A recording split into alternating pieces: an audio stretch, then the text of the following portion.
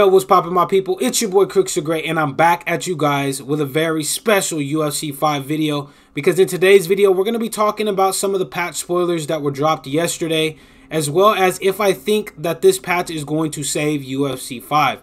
So without further ado, let's go ahead and jump straight into it. So you guys do see here, shout out to the homies over at Combat Esports Media, the homies JMMA and his crew over there doing their thing again. Appreciate you guys as always. So right here we got Skynet dropping some patch spoilers, and I'm just going to be touching on the ones that I think are going to impact online play, because of course we have some patch spoilers that really are made for like offline or career mode and stuff like that. So the first one that I have for you guys is the fix a bug where held inputs would occasionally get sped up in combos. So that one is going to be beneficial because some combinations were ridiculously fast and they weren't able to be countered, slipped, especially with the tracking being such a big issue in UFC 5 on release. It made it really hard to block these. So I'm glad they did make an adjustment to that. And then, of course, they give you the example right there, the lead body front kick into the rear thigh kick. That combo specifically, not a lot of people were throwing it, but it is ridiculously fast on the current state, of the game. They fixed some bugs related to judges' scoring logic with draws. I didn't even really know that this was a problem. This was a thing, but it got fixed. They updated the blocking animations when holding high block versus leg kicks. That actually is going to be an interesting one to see. I'm wondering how that's going to play out in the game. That's another real interesting one that I'm going to, I can kind of touch on when I'm streaming the game. The one that's really intriguing to me is they reduced the damage of strikes in side control and in crucifix. And they put in parentheses, looking at you, elbow spammers. Now, this is a very big problem in the current state of the game. People are getting held down in side control.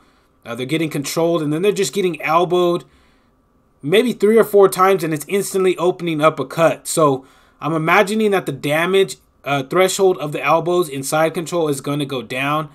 So I'm interested to see how they've adjusted this, because as you guys will see later on in the video when we cut to the second one, the second tweet that the Combat Esports Media made, that they did make some adjustments to some more adjustments to side control. So that's an interesting one. They fixed some bugs with knockdowns/knockouts happening after the ref has tried to stop the fight. Once again, I've never seen it, but I didn't know that was a thing. This one is a welcome sight right here in the fixed various T-pose animations issues around clinch and takedowns. Now, this primarily happened when somebody was trying to pull guard. If somebody's trying to pull guard after they double leg bailed you, most of the time it would kind of throw you and you'd get glitched and stuck. Or if somebody was trying to go for like a flying armbar, it would stick you, you know what I mean? And you'd be stuck like that for maybe 10 to 15 seconds. And then it would reset you out at distance. So it seems like they've fixed that finally. And then the last one is they fixed various issues with strike targeting and warping closer/away from opponents unnaturally. Now, this one could be a game changer. It really could be, depending on how they made this work. I'm wondering how this is going to look. What do they mean by strike targeting? Is the tracking going to get fixed with some of the strikes like overhands and stuff like that? Or how is this going to work? So I'm really interested to see how that's going to play out. Now we're going to jump into the second tweet that the Esports Media account did make. And it kind of goes into a little bit of deeper things that they've done in the patch. So the first one that they did was they added a muscle modifier option for certain positions. And this includes some in side control, which is going to make side control that much harder to use. So for those of you guys that are newer to the game, that this is your first game in UFC 5, muscle modifiers are not a new thing. This is coming from UFC 4. A muscle modifier makes it easier for you to get out of certain positions. It makes the transitions faster, which is in turn going to make the transitions that much harder to deny. So that's obviously a way that they're trying to combat side control being abused in UFC 5, especially on online ranked championships. We all know people that try to hold people down in side control. So this is going to be a viable option, as well as the strikes being nerfed, the elbows being nerfed in side control. It's going to make it for an easier time for you to be able to get out of side control. Now, the second one that they posted up is increased short-term and long-term stamina attacks for most stand-up actions. Now, this is what we've been asking for with the stamina. They continue to tune it, continue to make it to where it's going to hopefully be a little more balanced. And I know, like they said right here, a lot of us were waiting for this one patch spoiler. It's the truth, man. It's the truth. Stamina is a really, really big issue in UFC 5 right now. So I'm glad they're doing something to make stamina be a little bit more balanced. So hopefully, you know, this plays a bigger role in decreasing the amount of shots that we see people throwing in fights. But, you know, we'll see. We'll see. They fixed the VR issues for the input lag. You know, that's an important one. But, you know, it just kind of is what it is. You're going to get lag, especially lag delays and lag spikes and stuff like that, depending on your opponent's connection. But this is a big one right here. The next one down is a big one right here. It's the opponent HUD will no longer be hidden in any division matches. This is one that you guys have heard me asking for, specifically from EA. We need the HUDs back, especially with the TBS system being implemented in UFC 5. I feel like this is going to be beneficial to everybody, not just elite level players, but to the beginner players too, because now it's going to show you when you effectively have faked your opponent, they've bid on it, and when to try to cook your opponent and when to just let your stamina rebuild back up. So this one, I'm really, really glad that they did listen to the community, and more specifically listen to me about. And this is, I feel like it's going to benefit the community overall. And the last one is they fixed some exploits where players could cause an automatic loss for their opponents online. So you cheesers that have been doing this, it's gone, man. They fixed it. Thank goodness for that. Because, you know, there's people that actually get wins that way. It's really, really sad. But, you know, it's done now. It's done now. They fixed it. So those are the patch notes, the patch spoilers for you guys.